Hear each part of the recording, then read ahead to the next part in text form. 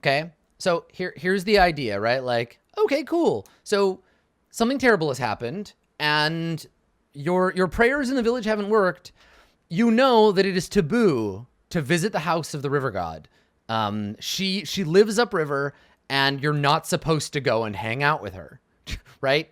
You can make sacrifices. You drown livestock in the river in her name. But it's time. It's time to break the taboo. And it's you. You have to do it.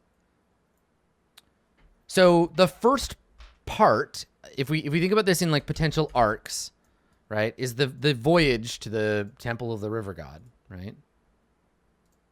So let's put these in. So like Act 1 can be voyage to the house of the river god. So, you know, this could very easily be, well, this needs to evidently be slightly bigger. This could very easily be just like you go, like this is a D&D adventure, right? Like go upriver. So there's like, you know, go through the primordial forest, deal with the monsters that might beset you, etc., etc. And then reach the house of the river god. The second bit is going to be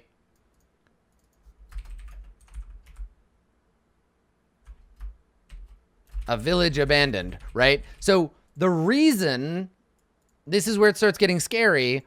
The god has left. God has left her home for whatever reason, and now there's a mystery. Where is God? Where has God gone? And this is where it starts to branch out. Like, how do you find God? Where do you go? What, like, shit. Where is our river god? Where did she go? So maybe we have to ask a god of the forest nearby. You know, where is she?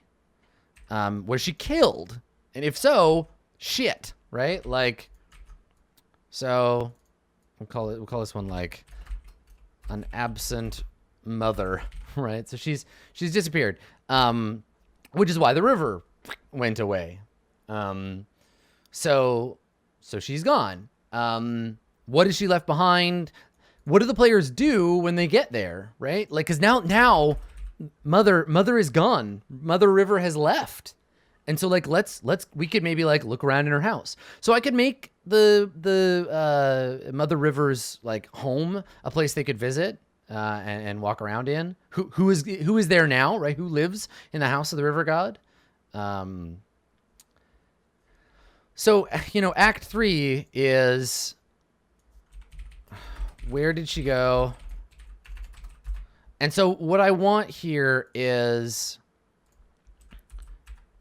I want to show the humanity and the alienness of the gods. So like trying to find her, I think ultimately the truth of the matter, and I might change this, but what do we think is like a good reason for her to have left? Right? So I'm thinking she left because kidnapped, dead, corrupted. Well, I mean, corrupted would actually mean that the river would go bad. Yeah, like had a child, fell in love, right? And just ditched the players, like ditched their village. I don't know, like joining with another, like maybe she fell in love with a mountain god and you got to go find her. Maybe it's one, they think it's one and then it's the other. Yeah, and so this is where it gets real mythological, right? Like, she fell. We went to seek out the river goddess, and she was gone because she had fallen in love with the sky, you know. And like, I like the idea of there. It has to be something menacing, right? Like, some bad, scary thing has happened, and we have to make all of these seem like bad for the players in a way that makes them feel like small and reinforces this existential horror thing. Whenever I'm not sure what to do, every move I make, you might call the existential horror bit my principles, of this game. My agenda is to make the players realize their smallness. Those sorts of things. She's turned her back on them for some reason. I sort of like the idea that you anthropomorphize things that are not anthropomorphic. Yeah. I like the idea that maybe she was kidnapped by and then like impregnated by another god or something. Like, oh fuck, now we have to go back. Now we have to go back and like get her away from Mountain, right? Father Mountain has kidnapped Mother River, and but now she's like enslaved by him or something. Like that. We want it to feel like mythological, and I don't want it to be go to the mountain and kill Mountain. If they try to kill the mountain god, they would probably die horribly. B, if they succeed, the mountain would crumble. Kind gesture. Thanks, Couchmaster. Right? If they succeed, the mountain would crumble and fall into oblivion, and it would destroy their village, right? So yeah. So I think the idea here is that whatever it is, it has to seem one way but be another.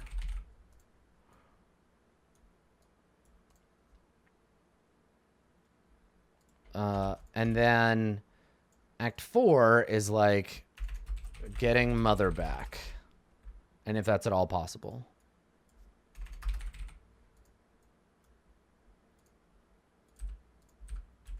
Yeah. So what I'm thinking is that because we have, again, 4 4-hour sessions, essentially, 2 of which will be live,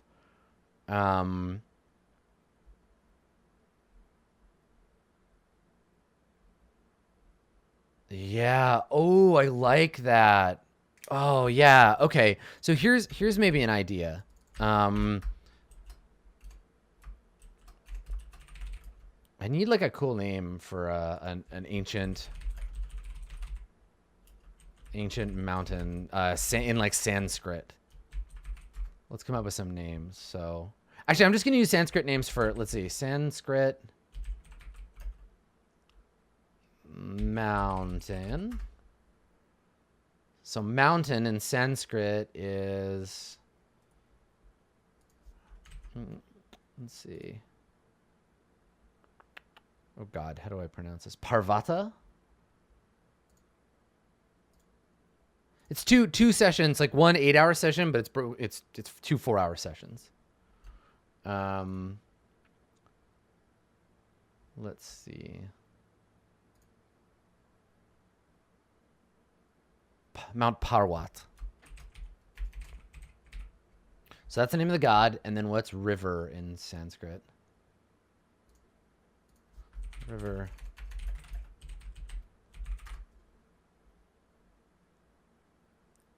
Sarasvati. Oh, that's a specific river. Here we go. Nadi. Mount Parvat and Nadi is the name of the river. Dut Rock Bridge. Welcome back.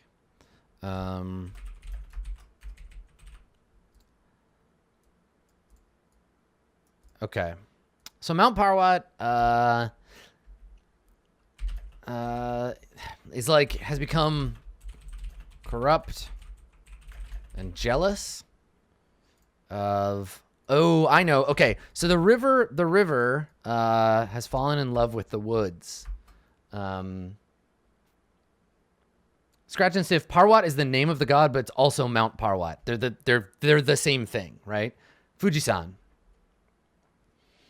And then the woods, forest. Because all of this is supposed to have a kind of loose vana. Okay. Forest. Vana. And I think these are actually they're all like referred to as they rather than like specific. The only gendered stuff is like mother, but that's just because of like the river gives birth to the village, right? And feeds it of her fluids. Anyway, okay. So, it's become corrupt and jealous because Vana and Nadi have been secretly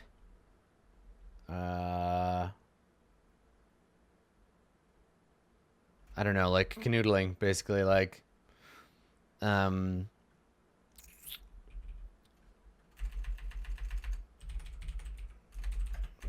been liaising in secret, having secret liaisons. So he kidnaps Nadi and imprisons her inside him. Yeah, they fucking. So she's been kidnapped. The forest could be an ally, but is, you know, a terrible and powerful. Like, he's angry, right? And he doesn't give a fuck for humans.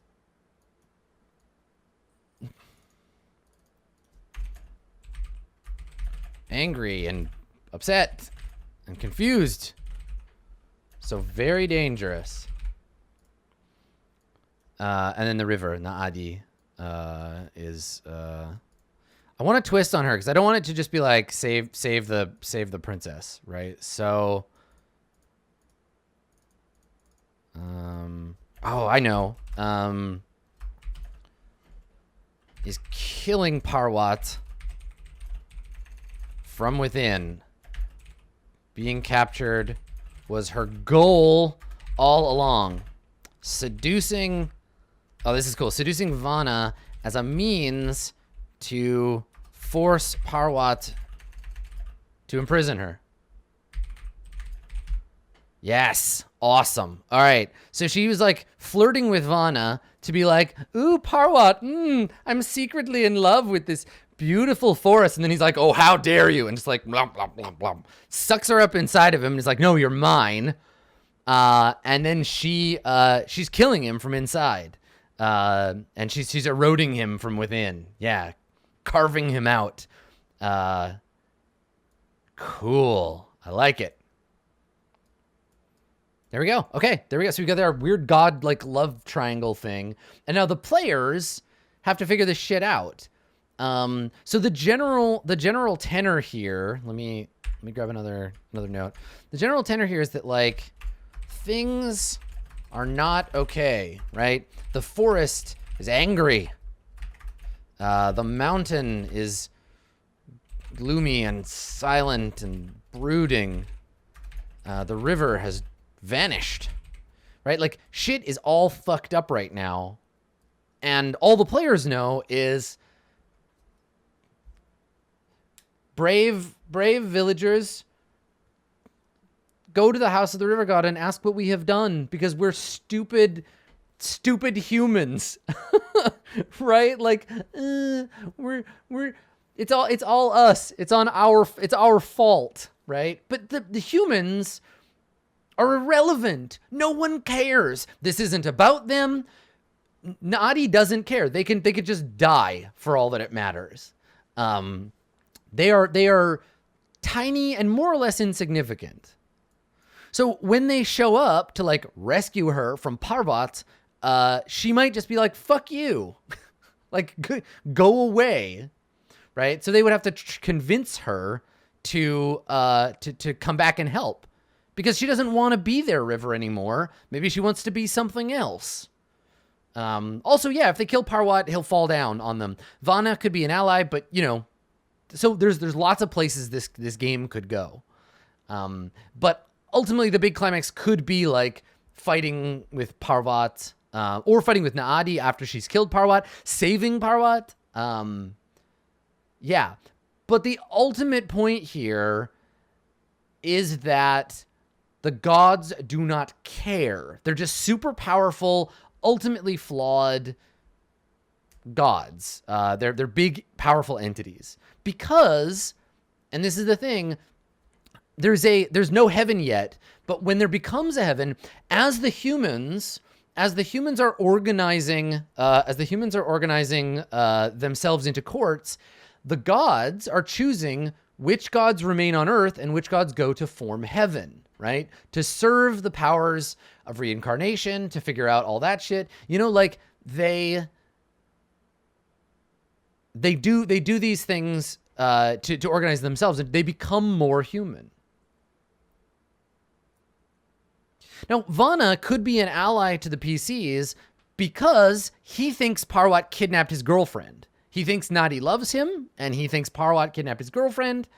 And yes, the manifestations of these gods are going to be huge and terrifying, and like, if you fuck with them, they can just snuff you out, right? Like, if they're talking to Vana, and they're like, forget you, Vana, unless it's like a kind of Beowulfian kind of boast, the gods are just going to be like, no, squish.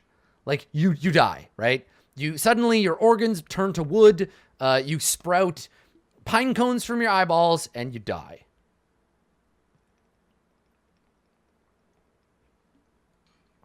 And the idea here is, yeah, that we want to both empower them, right? Make the gods huge and terrifying, but also ultimately they're petty. Well, Vana needs the PCs because they're insignificant, right? Like, if they go to him and they're like, Mighty Vana, Lord of the Woods, black of bark, heavy of bough, and like, scrape, Vana might be like, gnats, insects, go and find my beloved and bring her back to me, right? Like, the idea is that the players, none of the gods would ever think of the characters as being dangerous, right? Vana could be like, yes, no, good. Go ahead and do this. Yeah, the forest cannot climb Parwat. The forest cannot attack him directly. I figure Parwat is the big papa in this area, right? Vana exists on his slopes. Nadi flows kind of from him. But the point here is that neither of them can fuck with Parwat intentionally. Nadi eventually would erode Parwat from within, and then he would crumble in on himself, and Nadi would get her revenge. Maybe he fucked her over in the past, or maybe she's just vindictive. The point is, I don't have to ascribe ultimate meanings to them because they're bad. They're just like fucked up alien things that we are interpreting their mythology. They're interpreting their behavior through mythology, right? Yeah. They're flawed. And what I'm describing here, this corrupt, this jealous, this secret love, all this stuff is just me as a human trying to put some kind of human layer on top of what's actually going on, which is like a strange mythopoetic god struggle that I can't quite, like, I can't get at because I'm a human being writing a human story. So what we need to remember is that the gods in this case, Parvat, Vana, and Nadi, are all like alien functionally. And only by setting the courts does humanity humanize the gods, right? The courts and the foundation of the courts weakened the gods of earth, right? The gods of desert, the gods of mountain, they all kind of lost a lot of their power. And the gods of heaven, right? The angels, the god of resurrection, the gods that represent humanity's destiny became more powerful, but also became more understandable. They lost their alienness. And in the shadow of heaven, so came the Mara. So there are no Mara now, only neutral, powerful gods, right? Because the Mara and the powers of heaven are fundamentally divided by what they think of and care about the human souls of the world. Without the cycle of reincarnation, there's no one to care. So I don't know. This is just another question. Are the Mara gods of the earth who became the dark reflection of heaven? Are they something new?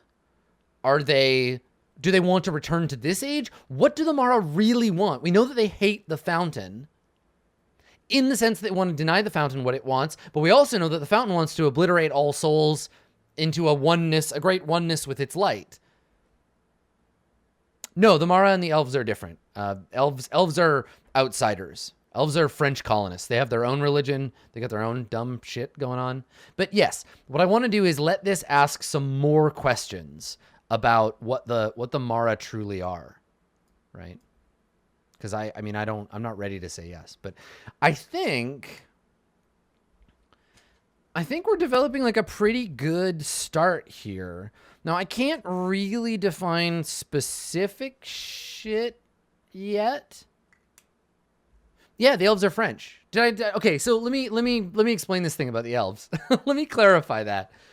So, the elves in this setting, way back when I first started thinking about the game, I was only thinking about the Court of Swords.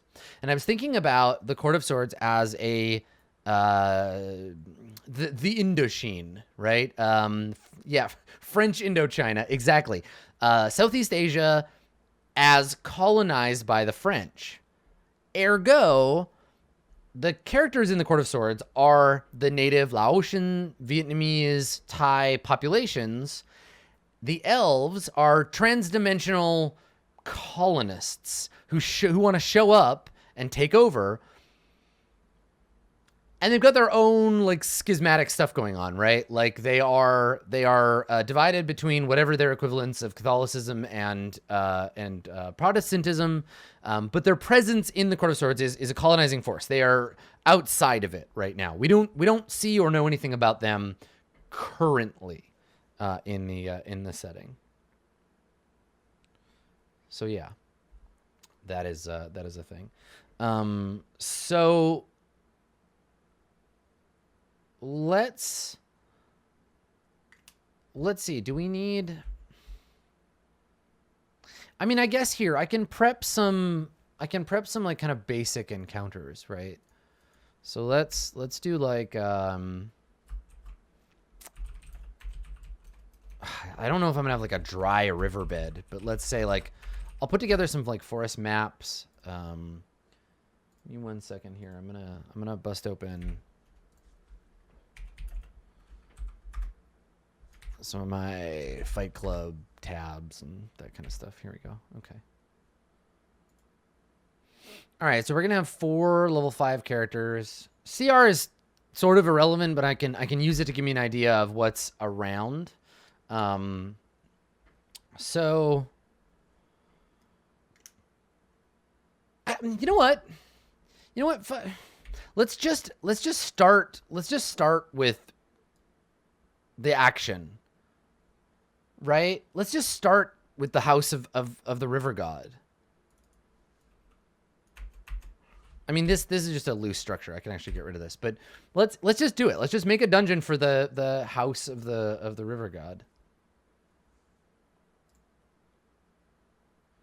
Well, so Marcanius, I'm not really sure what you're not seeing. The existential horror bit is the players don't matter, right? Like they are just human. You can't horror like any other form of narrative stuff requires action.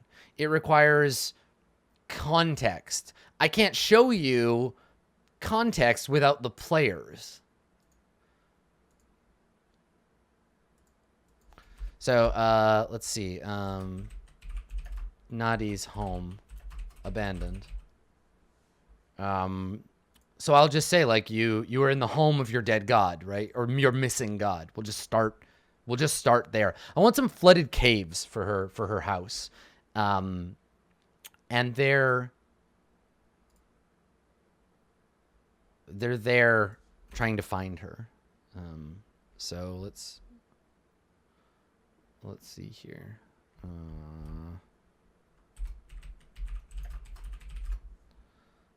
And let's make this one double size. Our illustrious champion down returns. some maps. Welcome home. Yeah, let's use that advanced fog of war, yo.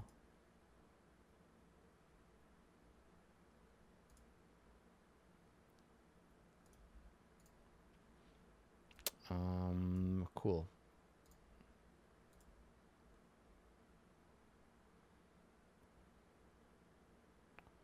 Hides the map grid but reveals. Makes grid always available. I want that. By default, do not be permanently revealed by... Okay. All right. Well, so we'll turn on that too. And see how it goes. Okay. Let's find... I mean, honestly, don't get so hung up on existential horror as... It's a theme as interpreted by Dungeons and Dragons, right? We're still playing D&D. I'm not writing a fucking Camus play here. I'm going to do the best with what I've got. It's a theme. It's not like I'm writing a diatribe. So just like rein it in a little. Like Bloodborne, not existential horror. Not really, because it's a fucking video game. But the themes of existential... Call of Cthulhu, not existential horror. It's a role-playing game. Themes. All right. Let's go looking for some maps. I actually have some in mind that I think might be useful for her home. But I'm not sure how they were tagged. So let's... Yeah. Here we go. Yeah, some of these like flooded caverns. I don't know. Do we think, are these maybe too much like... I wonder. So like, I really like these. I like these maps. But I wonder if they're too much like the Rock Gnome King. The caves are upriver. They're like near the edge of the mountain. Closer to her source. Like, here, let's take a look at this. Let's take a look at this map.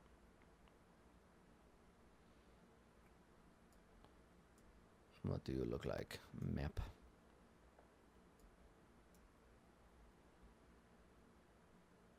Yeah, it's okay.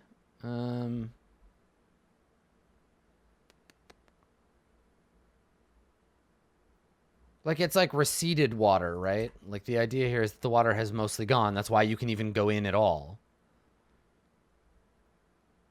I mean, we can do, like, something more structural. Right? A flooded dungeon environment. Yeah, I mean, it's meant to be pretty linear. It's a house. It's not a complex dungeon. I don't want them to spend the whole game here.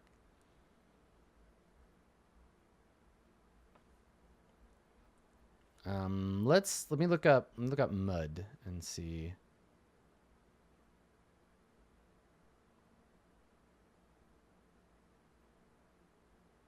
What do these look like? What is this? This is like some mud caves.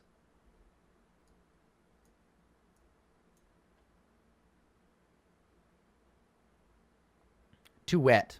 It's got a big old river down there.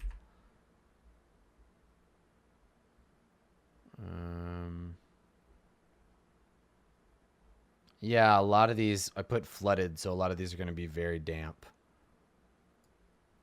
Let's see what these swamp caverns look like. Oh, that's cool. Yeah. Okay. God damn, save versus cave. You're the best. Okay, so let's go with that. Let's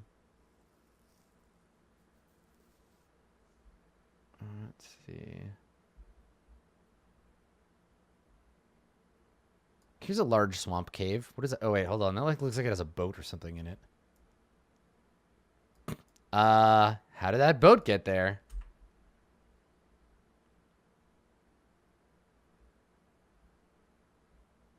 Okay, yeah, we can build something out of all these save versus cave. Let's use the swamp ones. So this looks like an inner sanctum, maybe.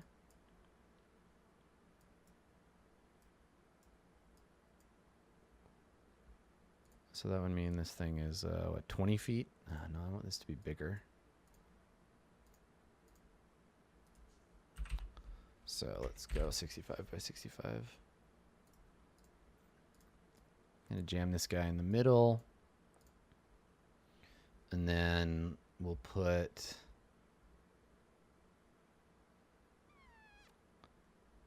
Let's see, I don't think there's like a specific entrance tile.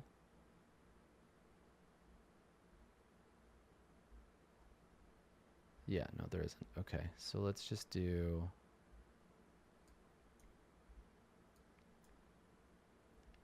Let's do a tunnel that comes off of this side.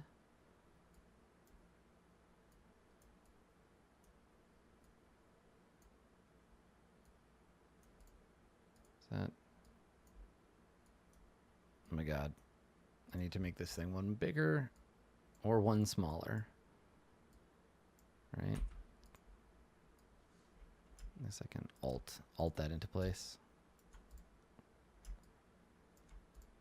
Shit. Okay. Why doesn't it just fit? Yeah, there you go. Okay, that'll...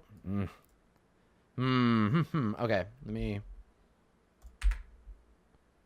see if I can make this map fit at this scale.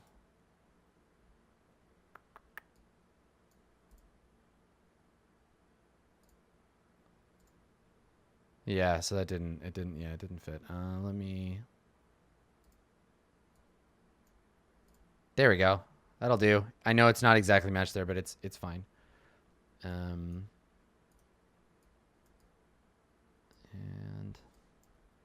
can I... Are you gonna fit? Okay. And then we'll end it on this cavern here. Like, again, I don't want them to spend fucking forever doing this, so I don't want to make it too complicated. I also need to make this bigger.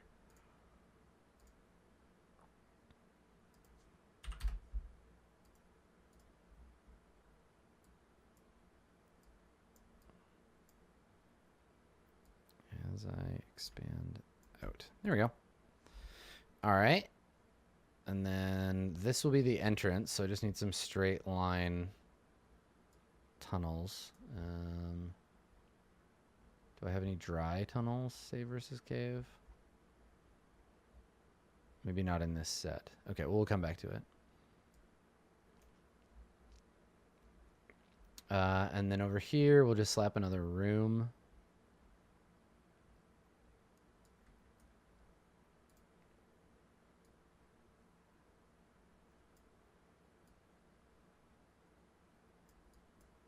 Oh, except this one's a dry tunnel too.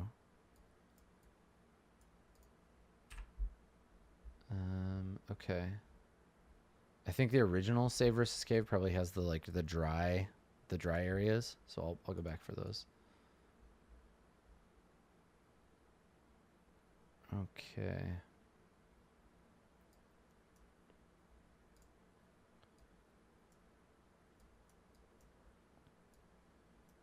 Now it's not the same one I used over here, right?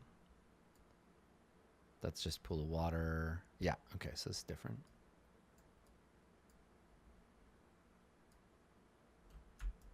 Okay.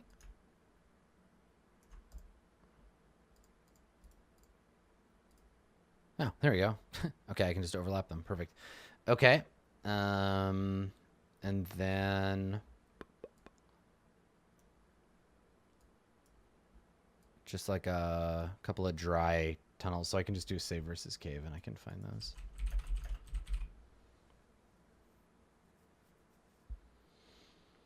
Cool. All right, so that should be fine. Yeah, here we go.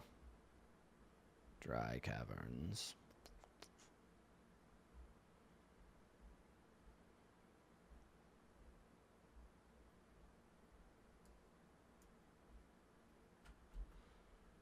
And then, oh, I guess I could use a 4x4. That's fine.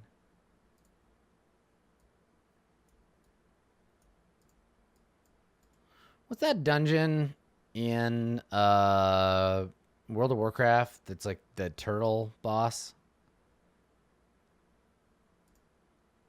What dungeon am I thinking of?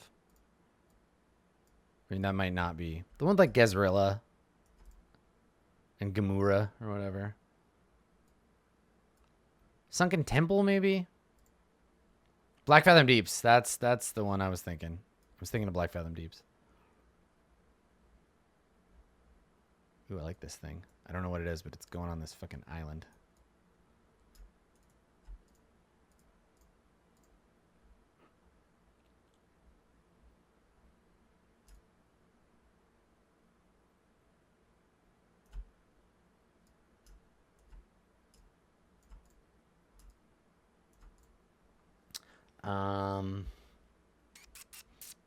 Okay, I gotta stop fucking around with the little stuff.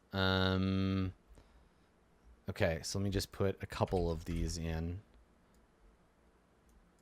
Just to kind of like lead out of the dungeon. And then I need a something dry to put on this corner.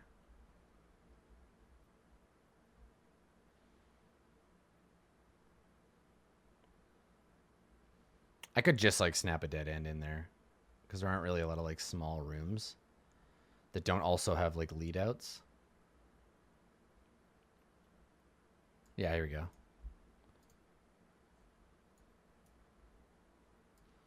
Making maps for Dungeons and Dragons.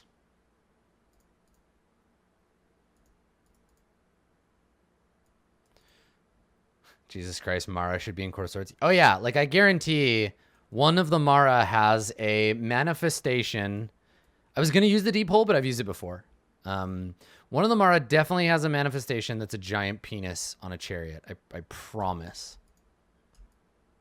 Yeah, no question at all in my mind.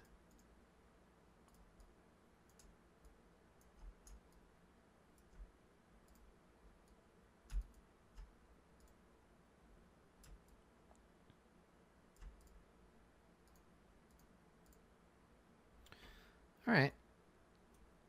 That will do. I can shrink up the map a little to free up some processing power here. So let's call it 60.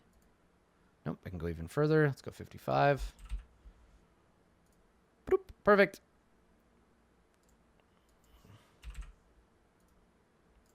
Okay, so here is my dungeon. I can probably jam it over in the corner. We can lose some width too.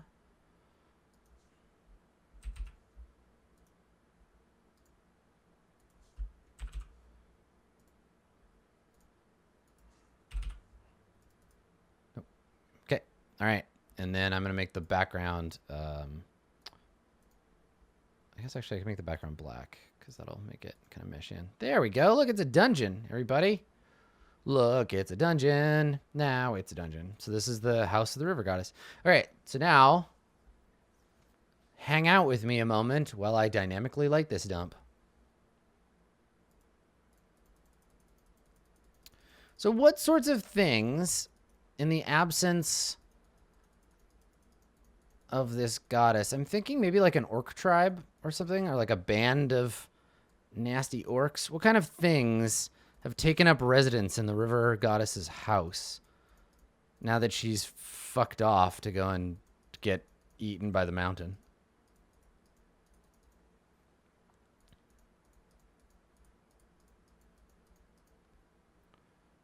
Trolls? Yeah. Ooh, fungus.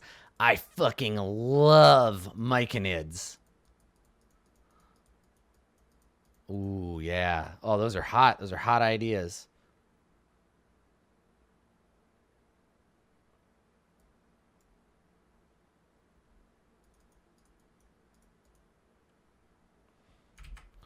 Love myconids. God damn. Because this will be our opportunity to be like, they're not just D&D monsters, right? We want to show...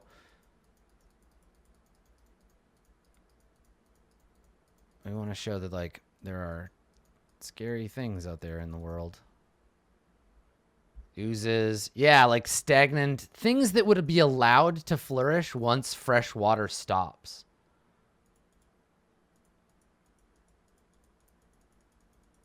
I like the idea of fungus, too, because they can infect you with, like, horrible spore diseases.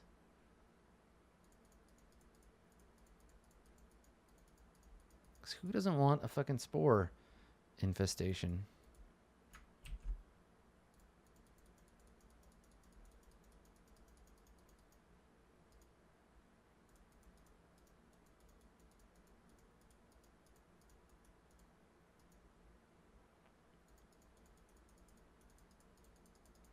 And the thing is here too is that I want to illustrate that Nadi is also like scary and horrifying. Like nothing is an ally to humans. There are no gods that are humans' friends. Everything is an unpredictable, like the only reason you're even here in this literally like taboo place, like you've been taught your whole life that to come here is to be cursed. Going to the river goddess directly is a good way to get excommunicated from the tribe, right? Like you don't go here, but you've been given special dispensation because, I don't know, you're adventurers and no one loves you. Yeah, and so you can come to this place, but like everyone's gonna still look at you weird, right? Like this isn't good. It's not cool and exciting as an opportunity for you to go here. It's bad and scary. And even if you succeed, even if you win at your quest, everyone in your village will always be like, yeah, but you went to the cursed place, so no one's gonna want to have babies with you. Because you're gross and weird, and you went to the place that is taboo. You went to the fucking forbidden zone.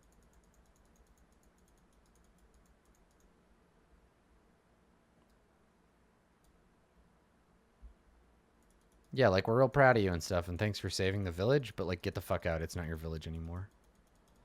And maybe that's the ending, right? Maybe that's the fucking hail and hearty hurrah, welcome home, now fuck off forever.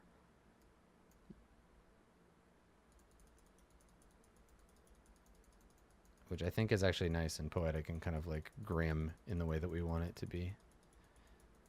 They don't look at you as being human anymore. You're taboo and wrong.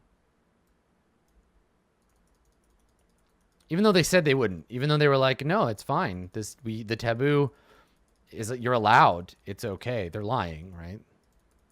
They're gonna treat you differently. Even when you win, you lose. Exactly. Just to illustrate like how fucking dark and brutal this setting is, especially in this instance. Have returned. Somebody returned. Who was it? It was Thumbscrew. Welcome back. Yeah, squiggly walls. I did it. We did it. Now let's go back and make sure we didn't miss any. I gotta do like pillars and stuff. Our illustrious champion returns. Hello, Cloud. Welcome home. Welcome back. Here, hold on. I gotta make this very thin.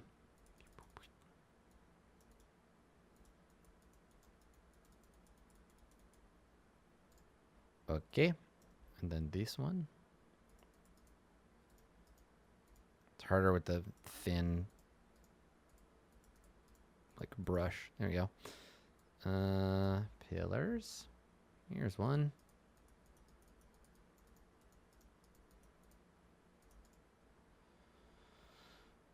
Pillars. There's one there.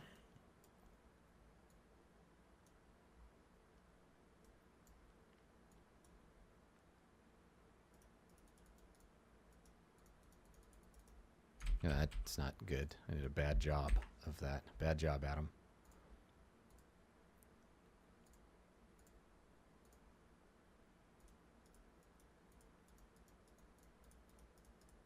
Okay.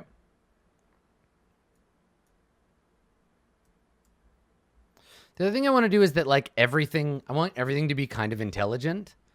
Like, I want, if they fight giant spiders, the giant spiders are, like, smart enough to talk to them. Like, that's a big thing in kind of that mythological feel, is that there's no just like, it's a big stupid monster. It's like, this thing is smarter than you. Because you're a dumb human. You're just a stupid up-jumped monkey. Get the fuck out of here. We're going to kill and eat you. Because we can. That's our right. Alright. Let me just turn off the fog of war for a second. And bring over somebody with dark vision.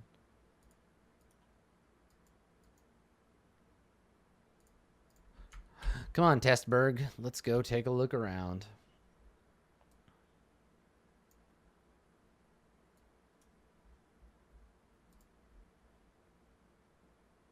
Wait, did I put all this on the token layer? Good job, Adam.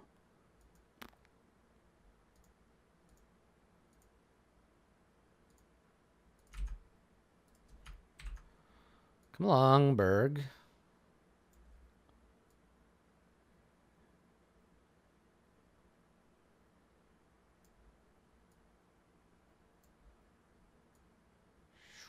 Okay. We're looking good. I think we are set. Yep. All right. See you later, Testberg. Okay, cool. So something lives in this like, let's see, we could do like 1, 2, I figure like 3 or 4 groups of things. All right. 3 or 4 groups of related things. Let's look at how challenging myconoids are.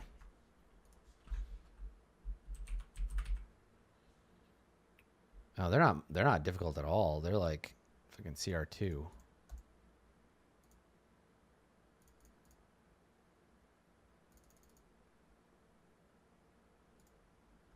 Okay. Yeah.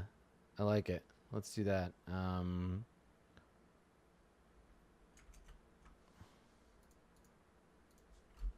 Let's see. Myconids. Where are you?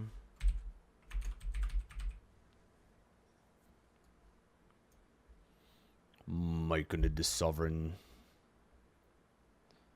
Okay.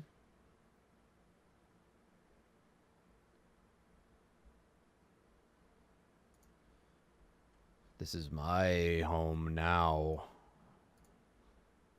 God, they only have 13 AC. Fucking Jesus. Monsters are shit with armor class.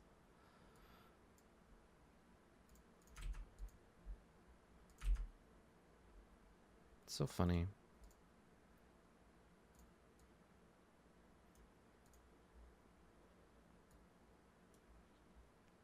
Okay, so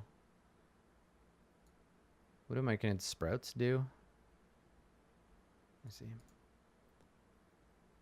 Whenever it takes damage, blah, blah, blah. Rapport spores. I don't care about that. Oh, fist. They just have like a fist attack. And basically they're just like one hit sporelings.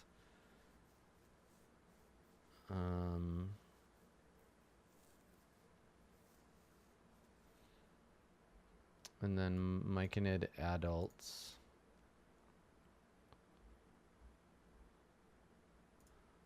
Okay, well, let's just like spread some fucking myconids around.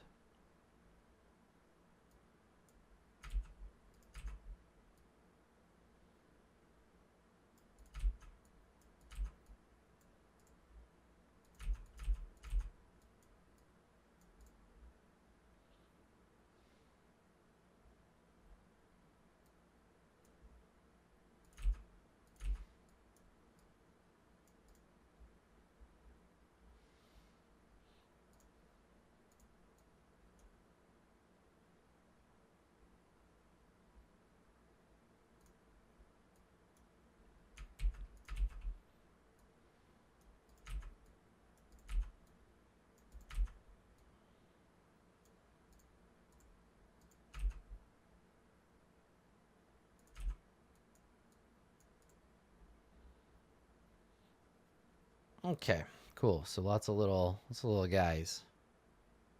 Myconid colony is like taking up residence here. I like it. Okay.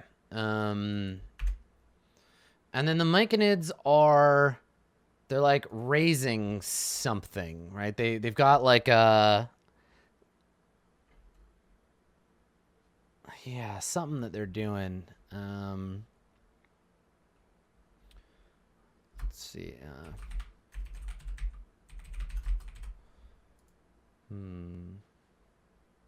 It is a lot of fungus. I agree.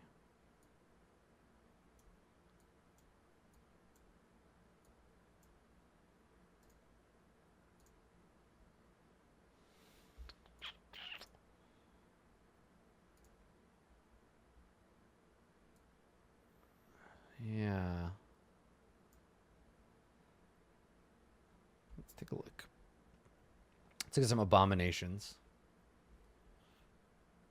Oh, yeah. Also, hold on. While I'm doing this, I'm going to grab some... let's switch over to the map layer. I'm going to throw some mushrooms around.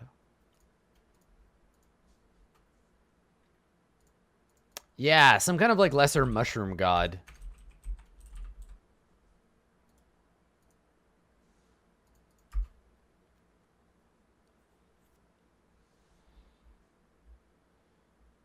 Mushroom boy, look at him.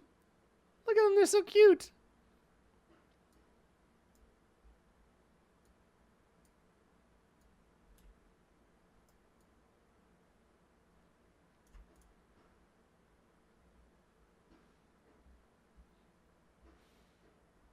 Yeah, look at his myconids. They're so cool looking. I don't need cute mushrooms, friends. There we go. I need like toadstools and shit that I can throw around. Well, that's like jarringly off color. Oh yeah, here we go. Clusters of mushrooms. Perfect. Welcome to the Math Squad. Avdi Christina, welcome to the squad. Thank you.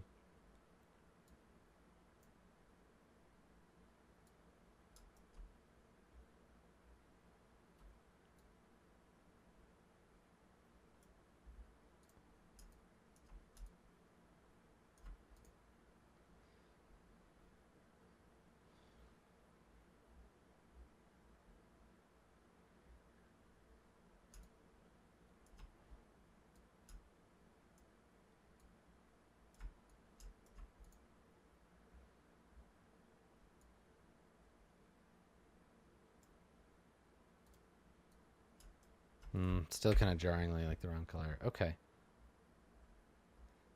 I mean, I think I don't need to like worry about, I don't need to overdo it with the mushrooms.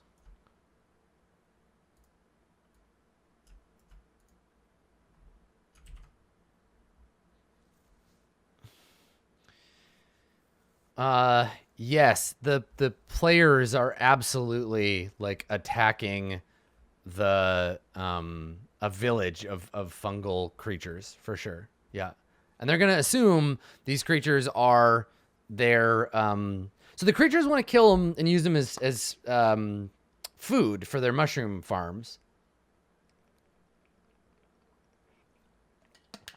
And they assume that they're going to assume that the mushroom dudes did something bad to their special goddess. Yeah, so that's totally fine.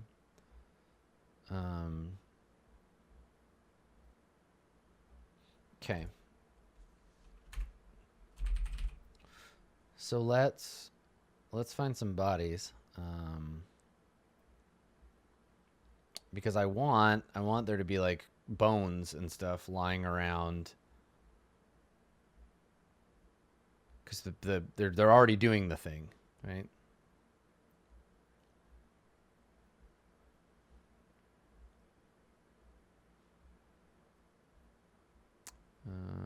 Any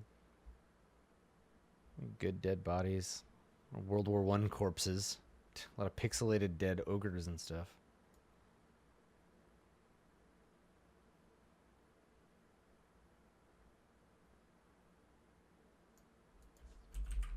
Body.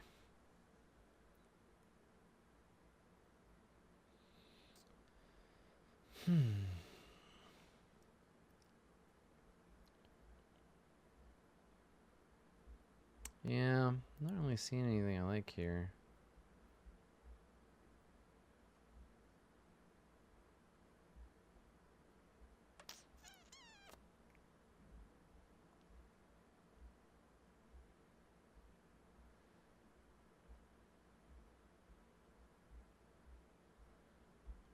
Okay, well.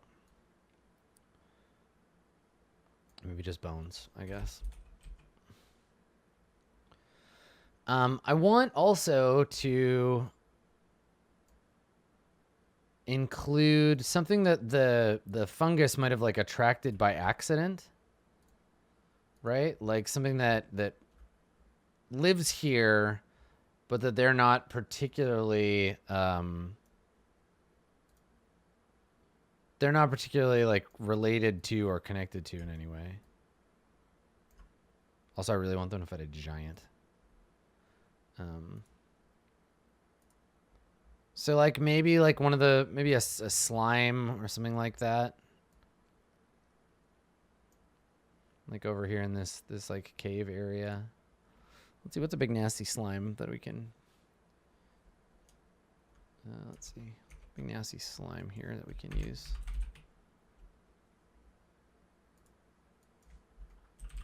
Ooze. Oh, here, I gotta make sure I have basic, monster manual, player's handbook, and Valo. Okay. Just some black puddings. Did I moved the map? Let me see.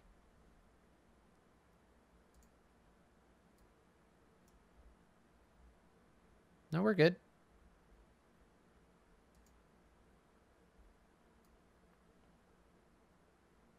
Eugene. Yeah, it's gonna have to be a black pudding, I think.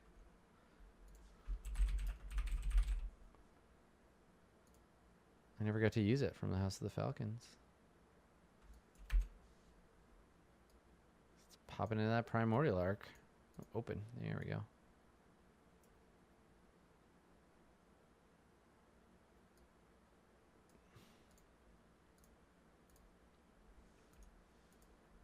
Okay, and let's have this thing on the GM layer. I mean... yeah. Let's see.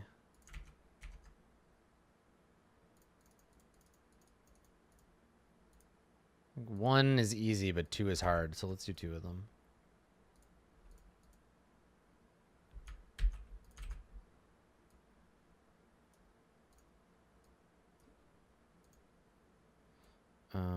And then I want to do another big pile of bones in this room.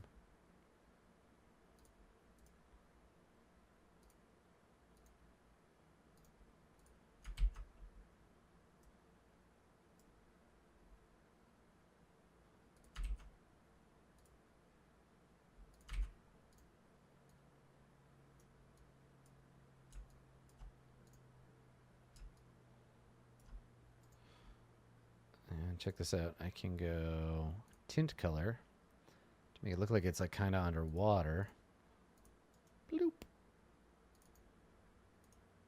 And it's just kind of like ugly green colors. There we go. There we go. Nice. Okay. Yeah. Yeah. Okay. Cool.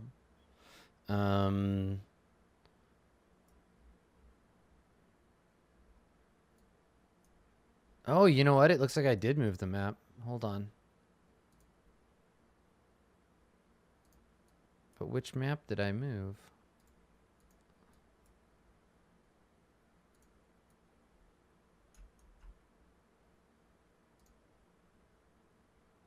Okay, there we go. Yeah, it's fixed again.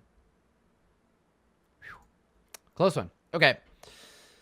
All right, so this is they'll head down this way. Maybe they might end up fighting some schlorps. God, if they try to fight all this shit at once, good fucking luck, dicks. All of the sledge is difficult terrain. The Myconids. There's no There would be loot, but like the Myconids don't care about it. I wonder if I can find like a pile of loot that doesn't involve coins. I guess here, let's do like boxes or crates or something. Oh, yeah. And in this back room, this is where their mushroom god lives. Sorry, let me get one. They can't fight him because he's a god, so but he lives back here. So this is the like mushroom altar.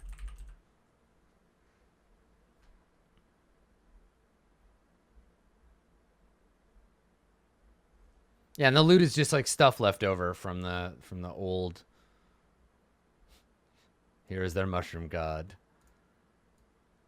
I am Shroominous. No, that's so silly. But he's so cute though. I just need like a giant mushroom.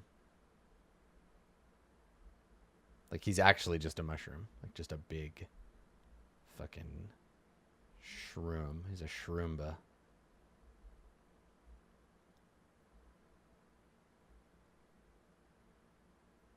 Maybe this thing? Yeah, here, let's make him huge. And I'll cover this area with like little mushroom clusters.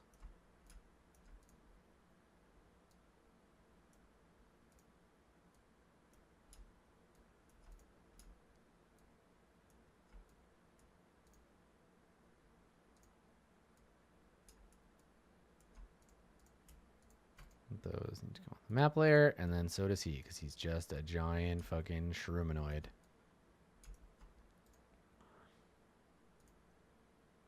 But he's not under those.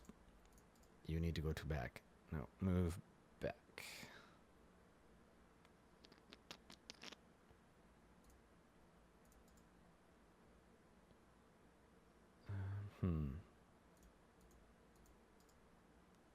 There we go. Okay, got him. I don't know. Let's look and see if there's another giant mushroom that isn't a mushroom man. Like, it has to be an obvious giant mushroom, like a single giant mushroom, but not a person.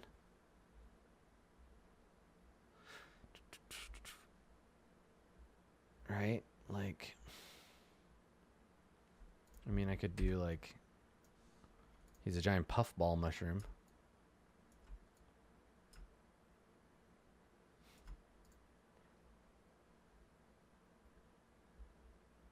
Yeah, these are better.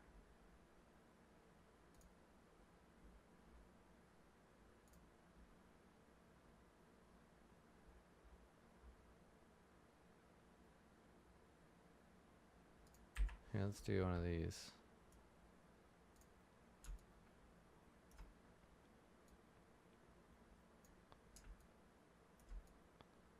That looks pretty cool. The god of the mushrooms.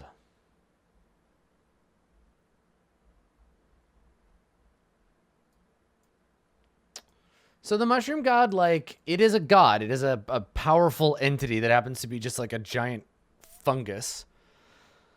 And if they try to fight it, God, I don't know. Like, start making some fucking death saves? Like, it poisons them horribly? It infests them with terrible fucking, like, spores? I don't know. He's bad. He lives here now, and too bad for you. Yeah, your lungs rot. Like, you get mushroom madness. The thing is, they can't fight it. Like, their weapons won't pierce its hide. It's not a fightable thing. If they just get into a fight with a giant mushroom, they'll die. Okay. Then I want to give them some opportunity to... Yes, the mushroom god could totally be their friend. Definitely. If they are obsequious. If they bow before the mighty mushroom god. If they haven't just murdered all of their servants. We need a name for this mushroom god.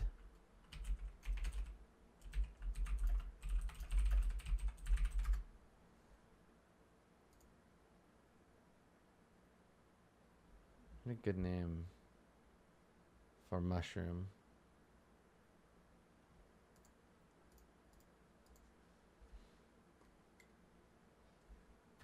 Can they choose not to get in a fight with the Myconids? Yeah, but the Myconids live in their god's temple, so the chances of that happening are maybe slight. Fungor. Cybin sounds too much like Simon. And Zukatmoy is already a D&D thing, so I don't want to just use that. It's not a god in the same sense that Zukatmoy is. Let's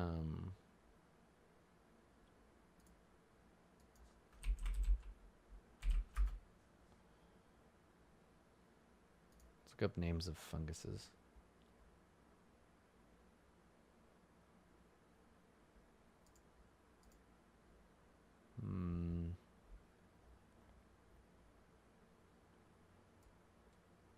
I mean, maybe it doesn't have a name, right? Like, everything I think of sounds silly. Brumpo fungus. Get out of here. All right. A minor, but powerful. I don't even need to mention that because it's a god. A minor god nesting here. Powerful lord of fungus. Paid homage to by the Myconids beyond.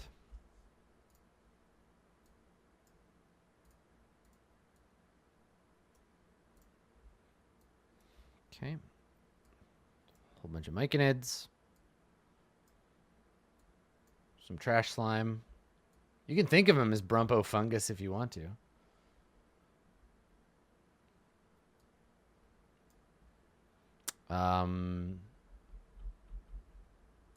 And then we'll put some... The problem is all this treasure is just going to be like fucking piles of coin. Right. Yeah, of course it is.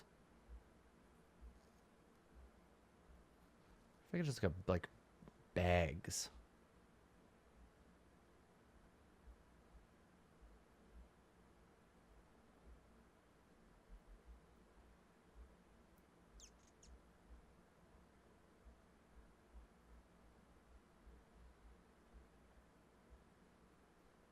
Some random heraldry. Yeah, a lot of just like piles of coinage and shit.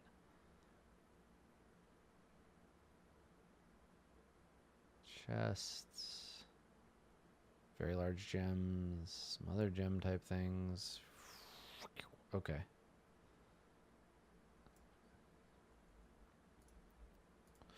No, people don't sacrifice goods to Nadi. She wants blood in the water.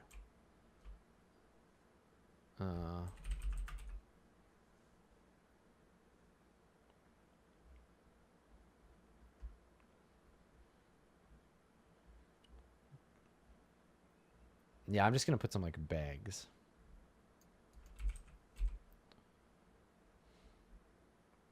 Garbage bags. Body bag. Bag of bones. Dock worker with bag. Bedroll.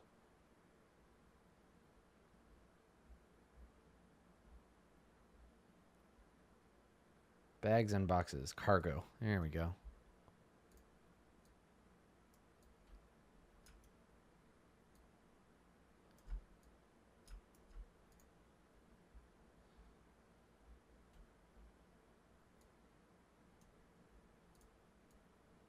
Just some like miscellanea.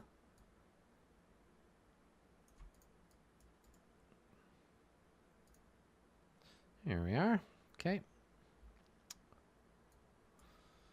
Cool. All right. So, yeah, I mean, I think this is enough to get me started. And the idea here, the purpose of this whole dungeon, and I guess I can make a note of this on the GM layer or whatever, is the home of the goddess Nadi, who has been kidnapped by the Jealous Mountain. Now occupied by some fungal creatures who sense the power of the place and wish to grow their own deities. Deities? Power.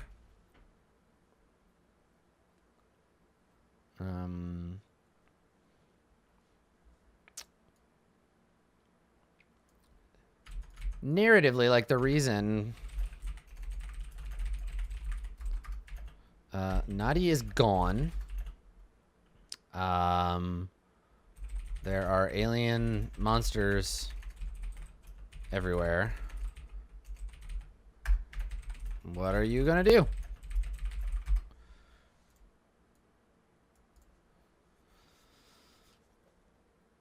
Yeah, so I think the idea here is that like your temple is this sacred place has been defiled by fungal monsters. They have their own gods who don't care for your god. Where is your god? And so I guess I wonder, they'll likely ask me like, okay, now what do we do? It's not my job to tell them what to do, but I can tell them what's around, right? I can be like, cool, because we won't intro any of that. It'll just start in this like dungeon. And I can talk about how like you're in this place. You emerge from the sacred cave at the mouth of the river. The river is dry. There is muck everywhere, and behind you lies the great mountain, known by your people as Parwat. And down below, there is the mighty forest Vana. Now you have to find your god. She's left. Where do you begin? And then I'll just follow them from there, and I'll improvise to get them to the next place. But yeah, cool. I think that's probably all I'm gonna need for the first session. That and some ability to improvise some shit. So I'll think on it a little bit. I've got a week. We're gonna do character creation tonight, but I think that should do it to get me started. Cool. God, I love these sessions because we go from having absolutely nothing to having like a game, basically. I'm really excited to see what the players decide to play as, and how much they decide to whine at me about limiting their choices. I'm curious. I'm curious about that. I guess we'll see. Neat. Well, all right, everybody.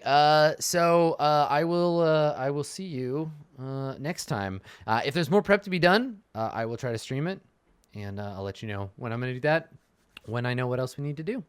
So, cool. Thanks for coming, everybody.